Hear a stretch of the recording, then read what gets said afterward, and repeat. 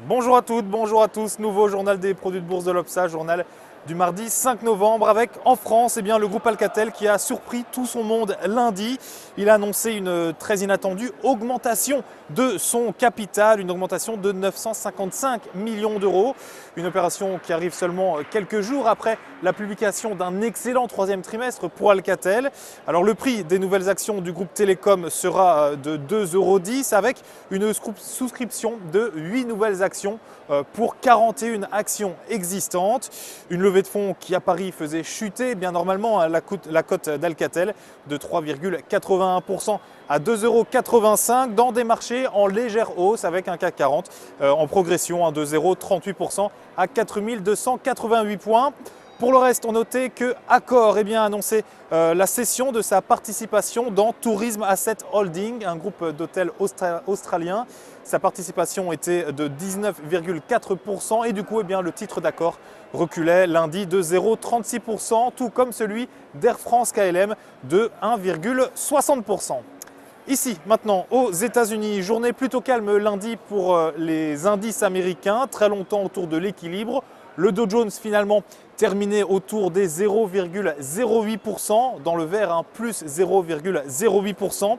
Le Dow Jones qui du coup ne s'est quasiment pas appuyé sur la statistique parue lundi, une bonne statistique, il s'agit des commandes aux usines qui progressent au mois de septembre de 1,7%.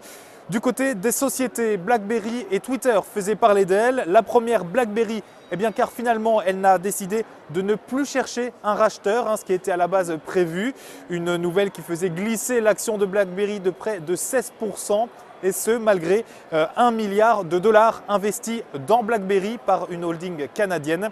Et puis la seconde société, Twitter, car à 3 jours de son entrée en bourse, elle a revu à la hausse le prix de son action d'une fourchette allant de 17 à 20 €. L'action Twitter est désormais attendue à un prix allant de 23 à 25 $ et pas euros.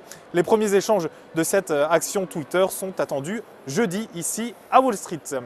Pour terminer, comme à chaque fois, on termine avec la valeur à suivre et c'est aujourd'hui le groupe Vinci. Graphiquement, Vinci a cassé la borne haute d'un canal ascendant de moyen terme en place depuis près d'un an. De plus, les moyennes mobiles sont orientées à la hausse et le RSI journalier n'est plus suracheté.